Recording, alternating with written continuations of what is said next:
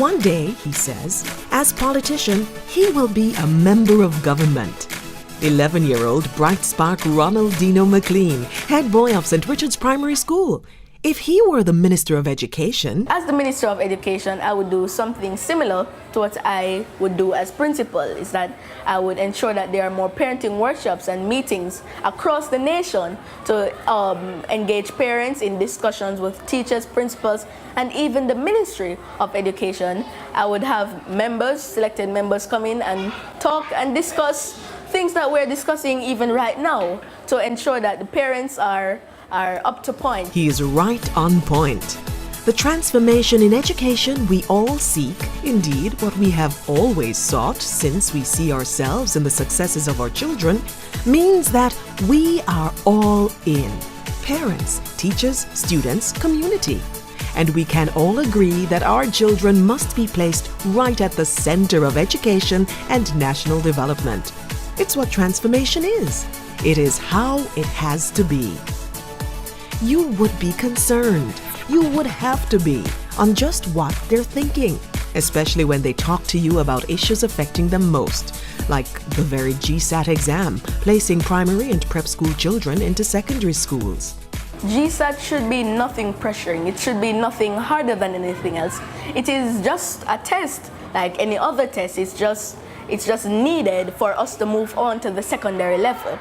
I believe that many children are pressured too much about the exam by their parents and by other teachers, by certain parties, certain outside parties. So I think that there should be less pressuring on students because it can cause children to be fearful of the exam itself and to have a negative spirit going into the exam. So I would like that to be cut out, where persons pressure children too much about the exams. I know that all children should study hard and work very hard in order to sit the exam, but I don't think that there should be any fear, any nervousness going into this exam, that we should all just try to realize that it's just a regular exam. It's just a method of placing students into the secondary level. Sit up in your chair. Be even more attentive when he responds to the question being asked on what if there were particular tests over a period for better assessment. That is a very excellent method for all students, because J-TEC now, it's basically what it is. It's a 2-day exam that doesn't really show the profile of the child. It doesn't really show what the child does in class. It doesn't really show what the child is capable of doing. It's a 2-day exam that brings different questions from what the child has been learning.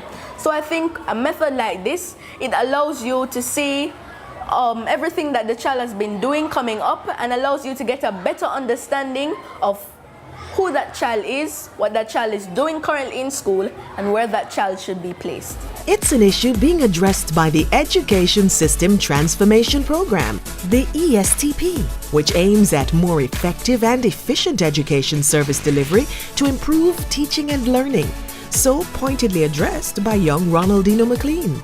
Now we have your attention.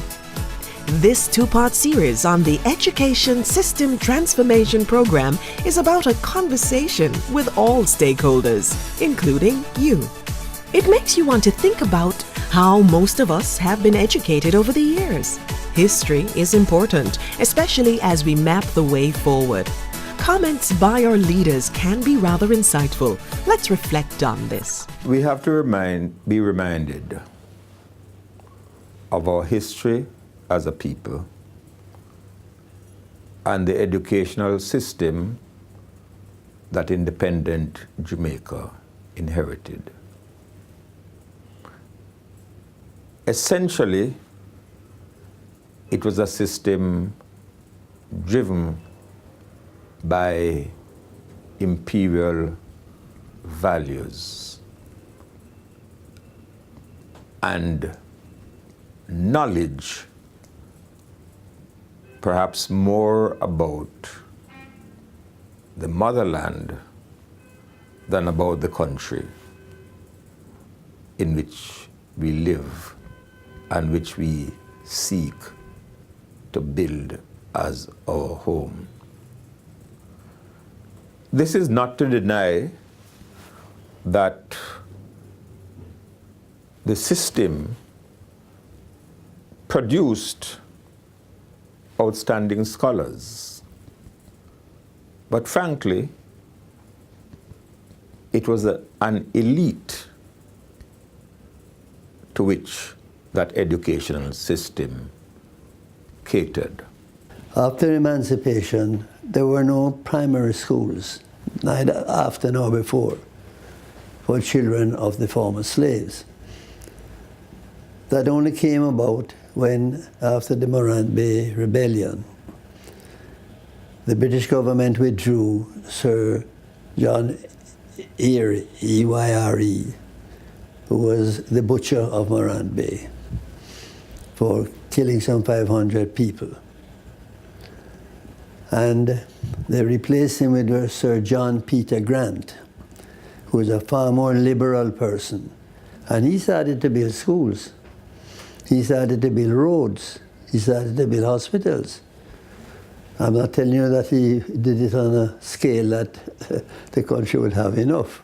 Now we don't have enough. One of the real tragedies of colonialism, something that our colonial masters have never been able to explain to us, is how after so many years, when they ruled Jamaica, when they exploited to such a great extent the resources of Jamaica, and yet when they handed over to us that independence, they handed over a country with largely uneducated people.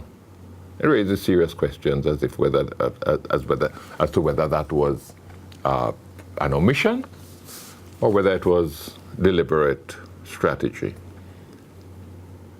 We have had the responsibility and the challenge of trying to right that wrong. And we have made genuine efforts at it. We have made mistakes too.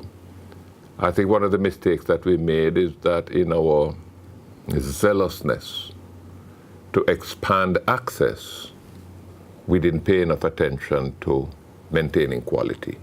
All that's reflective on where we're coming from for serious study and discussion on where we are going.